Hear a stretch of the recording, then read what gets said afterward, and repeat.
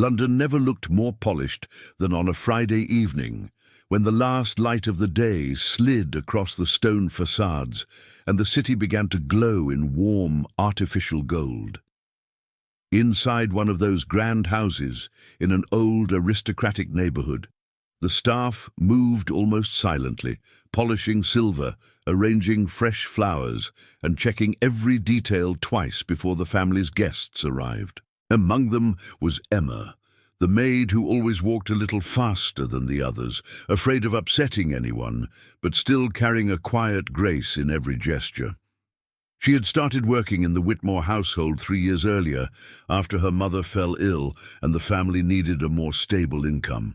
Since then, Emma had learned the rhythm of the house: breakfast trays at 7, fresh sheets every other day, crystal glasses never touching each other on the shelf. She spoke softly, kept her eyes down when necessary, and smiled whenever someone actually looked at her as if she existed. It did not happen very often. In the living room, a small group of young aristocrats had gathered around a low marble table. James Whitmore, the oldest son of the family, leaned back on the sofa with a bored expression, swirling a glass of whiskey between his fingers. Beside him, his friends laughed, their voices bouncing off the high ceiling. Hugo, with his sharp comments and permanent smirk, Olivia, restless and elegantly dressed, and Charlotte, who hid her insecurity behind sarcasm. "Everything is the same," Hugo said, stretching his legs. "Same dinners, same people, same conversations. I swear I can predict every topic before someone opens their mouth." Olivia rolled her eyes. "You say that every week." "Because it's true every week," Hugo replied. Then Charlotte glanced towards the hallway where Emma had just walked past, carrying a stack of freshly ironed linens. "What about her?" she said quietly, just loud enough for the others to hear. James followed her gaze. "Emma?" "Yes," Charlotte continued, lowering her voice as if the idea itself were a secret. "She's always so proper. Never late, never complaining, almost like she thinks this house is the center of the world." Olivia tilted her head. "And what about her?" Charlotte's eyes lit up with a playful, slightly mean curiosity. "What if we give her a special evening? A date, a proper one, somewhere she would never go on her own?" Hugo smirked. "You mean a blind date?" "A very blind date," Charlotte said. "We find someone completely wrong for her, someone who doesn't belong in her world at all. It will be entertaining." James hesitated for a second, more out of laziness than conscience. "I don't know if that's a good idea. She's staff." "That's what makes it interesting," Hugo replied. "Come on, it's harmless. She gets a night out, a nice dinner, and we get to watch. No one gets hurt." Olivia laughed, already picturing the scene. "We could book a table at the Fernside. It's fancy enough to make her nervous, and we sit nearby just to see how it goes." James finally gave in, the weight of boredom heavier than the small voice telling him this could go wrong. "Fine, but we keep it subtle. No obvious jokes, no pointing. If we do this, we do it properly." Later that evening, when the guests had gone and the house had quieted down, Emma was folding napkins in the pantry when James appeared at the door. She straightened at once, wiping her hands on her apron even though they were already clean. "Emma?" he said, in his usual indifferent tone, softened by a hint of politeness. "A moment?" She nodded, nervous without knowing why. "Yes, sir." He stepped closer, leaning casually against the doorframe. "You work very hard. My parents appreciate it. I do too." "Thank you, sir," she replied, unsure where this was going. "I was talking to some friends earlier," James continued, as if the idea had come to him spontaneously. "We thought maybe you could use an evening out, a change of scenery." Emma froze. No one in the house had ever suggested anything like that to her. "An evening out?" "Yes," James said. "A dinner. There's a man we know, someone decent. We thought you might like to meet him. A blind date, if you will." Her heart raced. The idea felt unreal, almost like it belonged to someone else's life. "I don't know, sir. I've never done anything like that." "Think of it as a gift," he added smoothly. "The restaurant is already taken care of. The Fernside, tomorrow night, 8 o'clock. You'd only need to be there. No one will know your staff. It's just dinner." Emma looked down at her hands, fingers tightening around the cloth she still held. Part of her wanted to refuse, to stay in the world she knew, where her place was clear and safe, however small.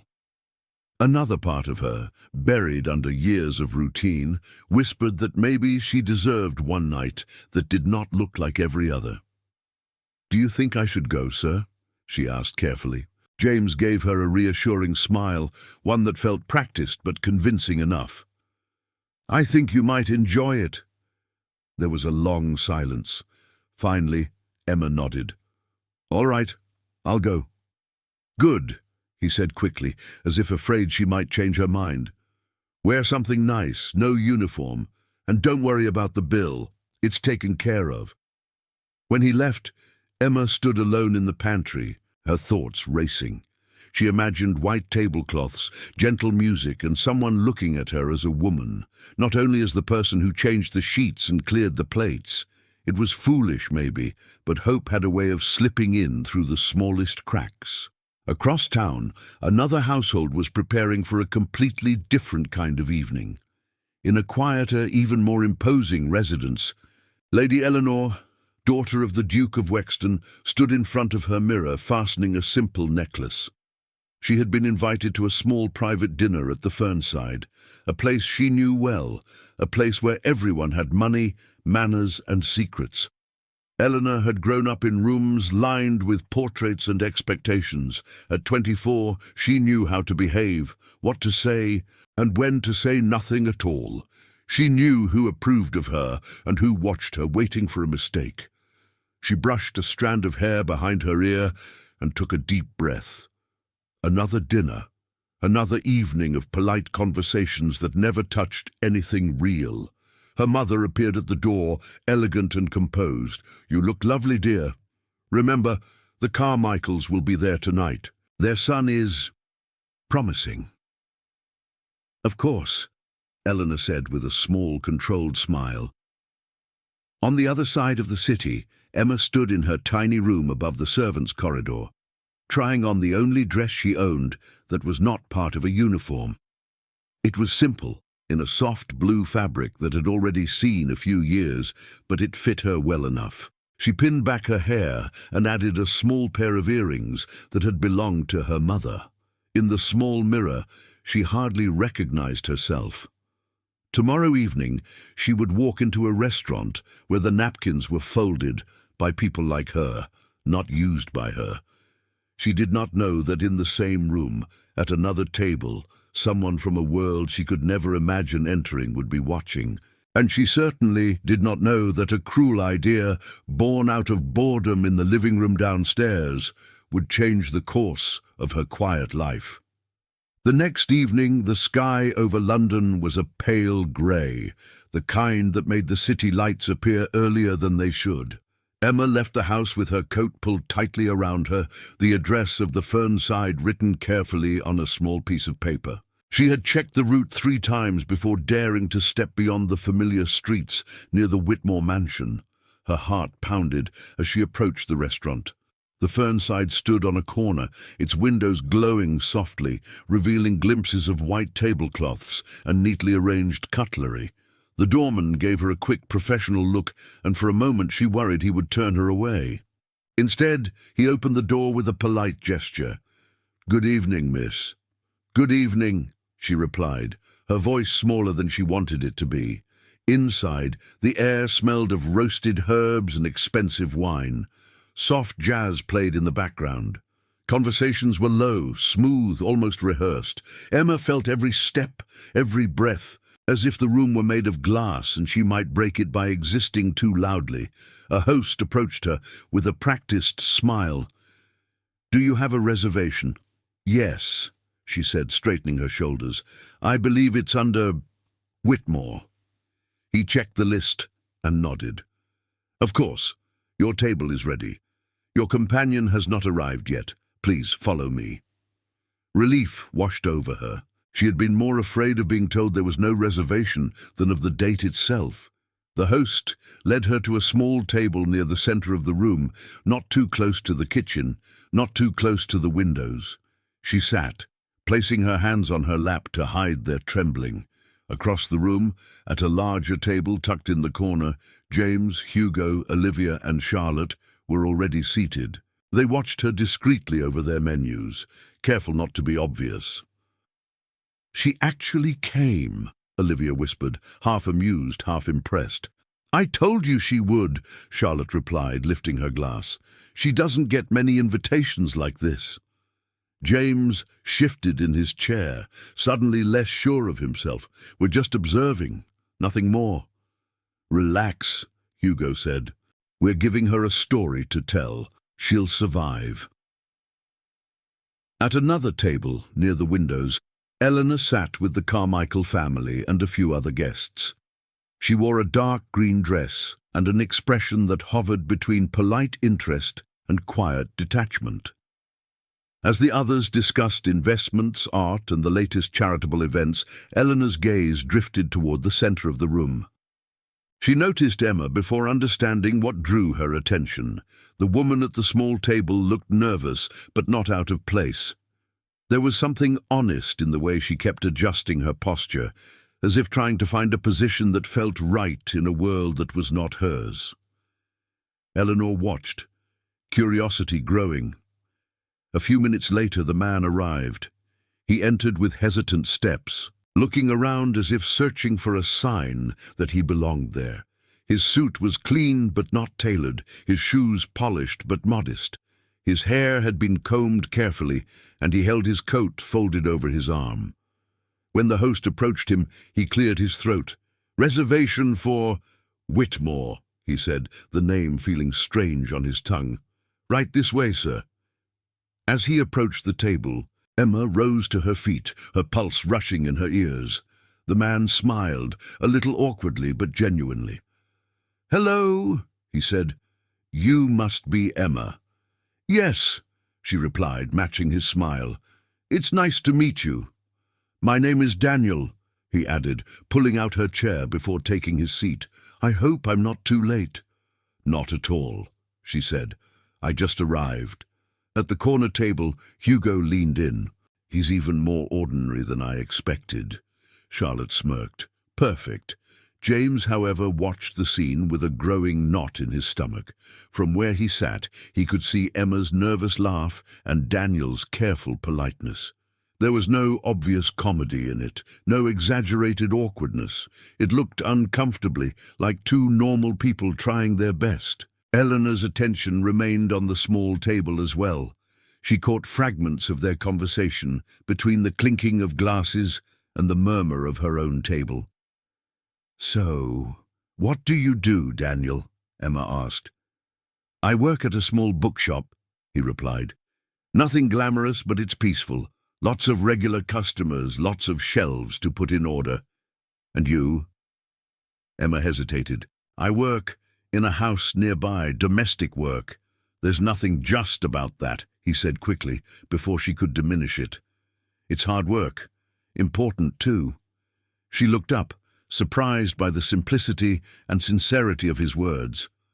No one had ever said it like that to her. At Eleanor's table, someone mentioned a recent exhibition, and the conversation pulled her back only briefly. Her mind kept returning to the pair in the center of the restaurant. Something about the way they listened to each other felt different from the shallow exchanges at her own table.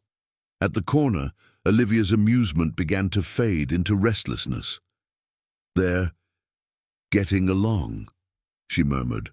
Charlotte frowned. "They're supposed to be mismatched." "Maybe we chose the wrong man," Hugo muttered, annoyed that the entertainment was turning into something quieter, less dramatic. James remained silent. For the first time since the idea had been suggested, he wondered what he would say if Emma discovered the truth.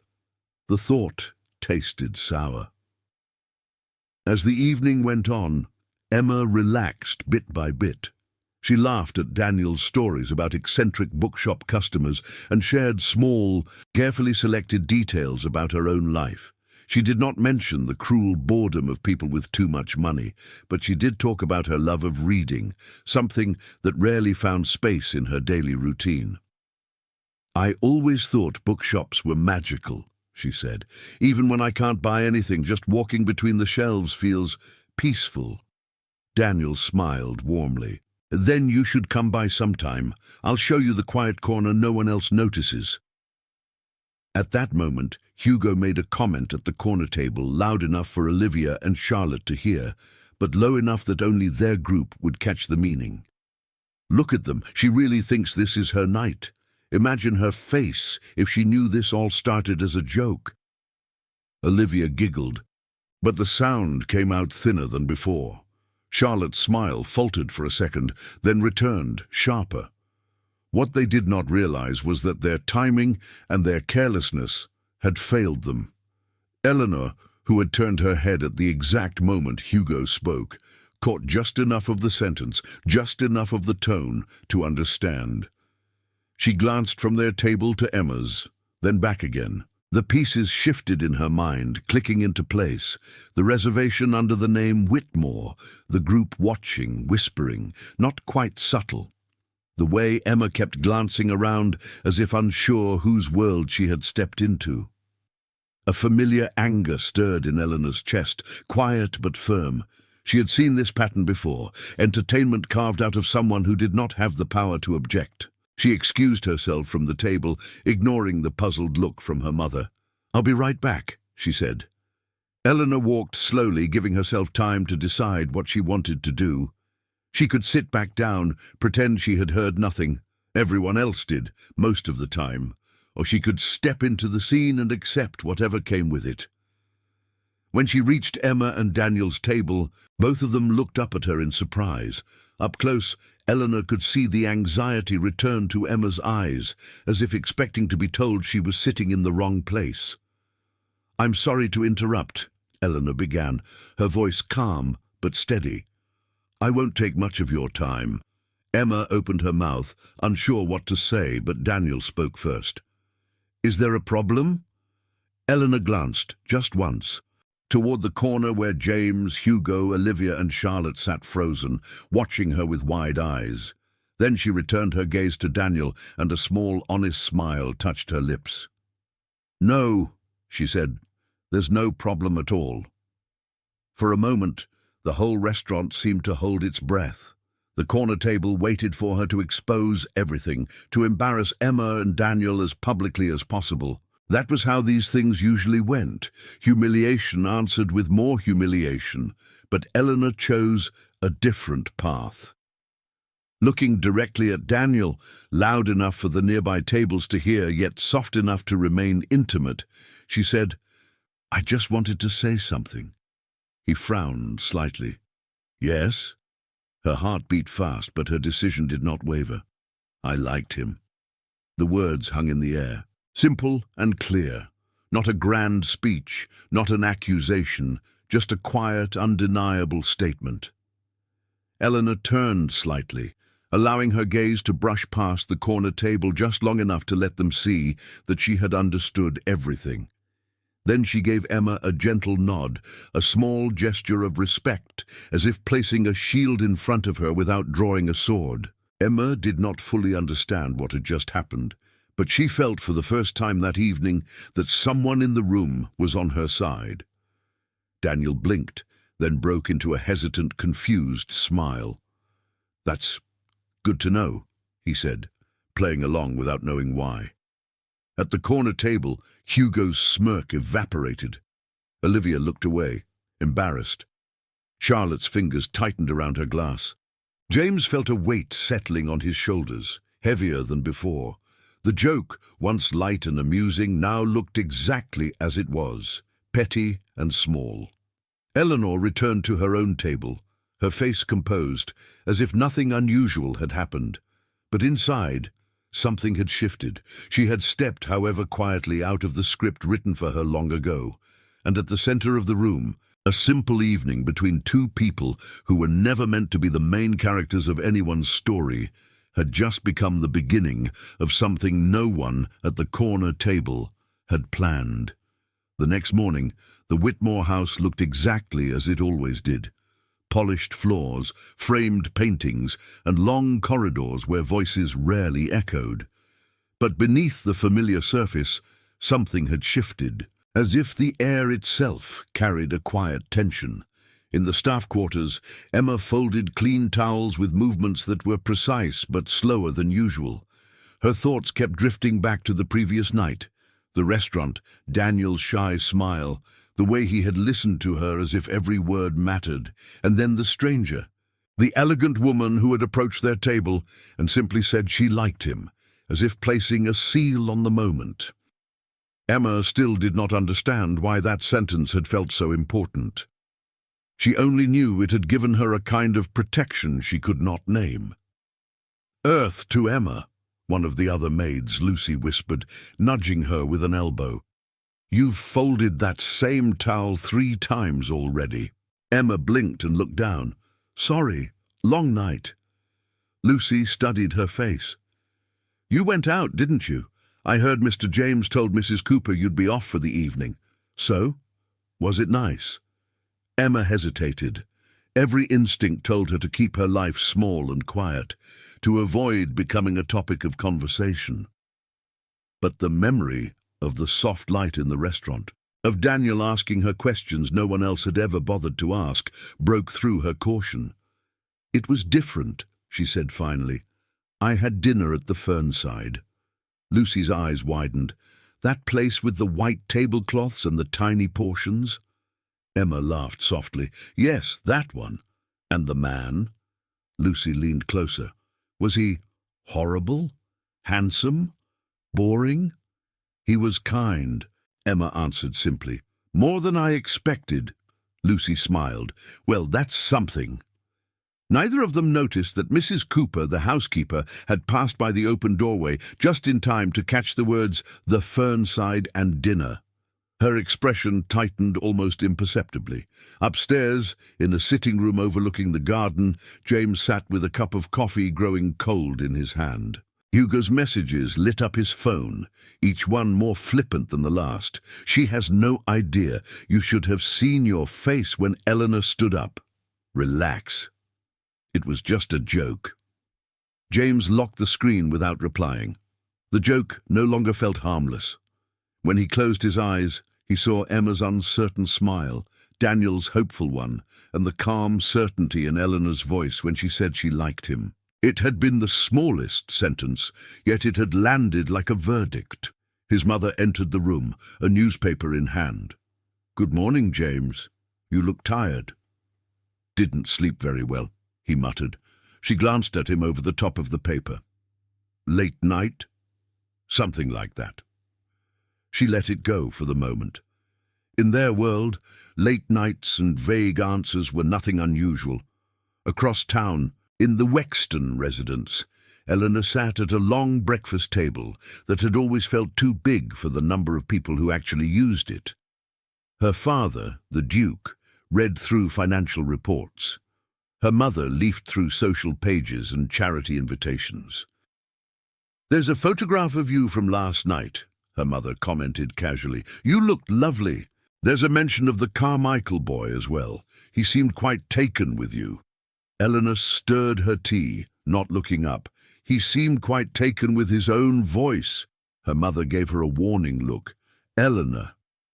"I was polite," Eleanor said evenly. "I said all the right things. I simply didn't agree to belong to him." Her father spoke without raising his eyes. "No one is asking you to belong to anyone, but alliances matter, appearances matter." "I'm aware," she replied, "more than you think." What she did not say was that, while the Carmichaels talked about investments and reputations, she had been watching a maid and a bookshop worker trying to survive a room that was not built for them. She had seen sincerity at one table and performance at another. The contrast had stayed with her like a shadow. After breakfast, Eleanor retreated to the small library at the back of the house, a room where the silence felt less heavy somehow. She replayed the scene at the fernside in her mind, the look on the maid's face, the way the group at the corner table had frozen. Eleanor knew the type. People who collected lives like anecdotes. She pulled a notebook from the shelf and sat down, writing a few lines without fully knowing why. I liked him. The words looked almost absurd on the page, stripped of context, but for her they had been a choice. A refusal to remain seated while someone's dignity became an evening's entertainment. Back at the Whitmore house, Mrs. Cooper called Emma into her small office near the kitchen. The door closed with a soft but decisive click. "Sit down, Emma," the housekeeper said. Emma obeyed, already feeling a knot tighten in her stomach. "Is something wrong, Mrs. Cooper?" "I heard you had dinner at the Fernside last night," Mrs. Cooper said, her tone controlled. "With a man you just met, arranged by Mr. James." Emma swallowed. "Yes. He offered me the evening off, said it was a chance to have a change." Mrs. Cooper sighed. "Emma, you know this household values discretion. When staff become the subject of conversation, it reflects on the family." "I didn't mean to cause trouble," Emma said quickly. "I only went because Mr. James suggested it," the housekeeper finished. "I understand. But you must remember your position. This is not your world. You cannot assume that invitations are what they seem." The words stung, not because they were entirely new, but because they carried an implication she could not ignore. "Do you think it was wrong?" Emma asked, her voice softer. Mrs. Cooper hesitated. Her eyes, usually sharp, softened for a brief moment. "I think you should be careful. Some people play games you cannot afford to join." Emma left the office feeling both warned and strangely exposed. A small part of her began to wonder if there had been more to the evening than she had been allowed to see. In the afternoon, as she was changing the sheets in one of the guest rooms, she heard footsteps behind her. She turned to find James standing in the doorway, his expression unreadable. "Emma," he said. "Sir," she replied, her hands frozen on the linen. "I wanted to ask—" He cleared his throat, suddenly conscious of how the scene must look. The employer in the doorway, the maid at the bed. "How was your evening?" She studied his face, searching for a clue.